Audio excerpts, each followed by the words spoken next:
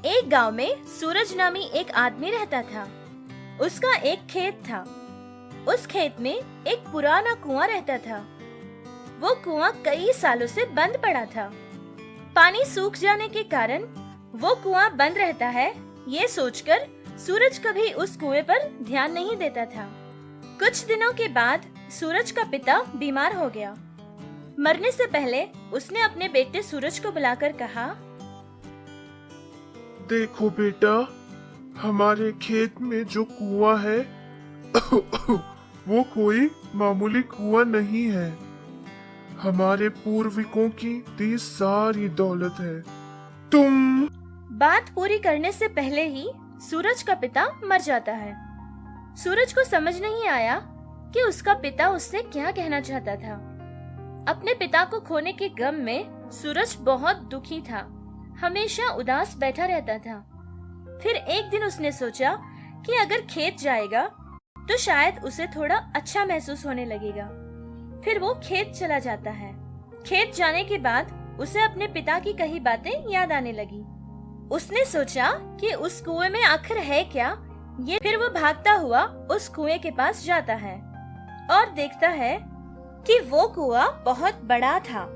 उस पर 2 लोहे के दरवाजे भी थे, जिस पर एक बड़ा सा ताला जंजीरों से बंधा हुआ। एक बड़ा सा हथियार लेकर उस पर लगे ताले को तोड़ देता है और उसके दरवाजे भी खोलकर कुएं के अंदर देखता है।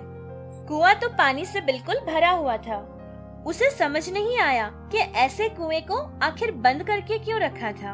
उसमें तो कोई पैसा या कोई दौलत नहीं है। ये सारी बातें सोचता हुआ वो अपने घर वापस चला जाता है। वो रात उसे नींद ही नहीं आ रही थी।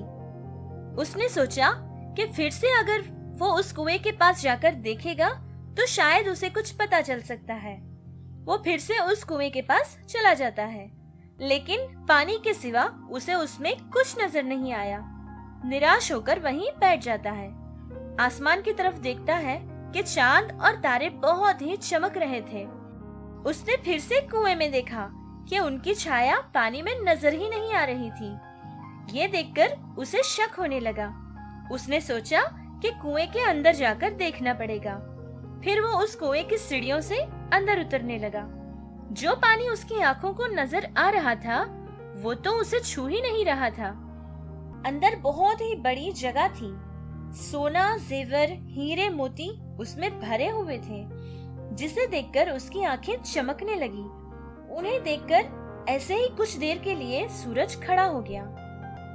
इतनी दौलत! क्या ये सारी दौलत मेरी है?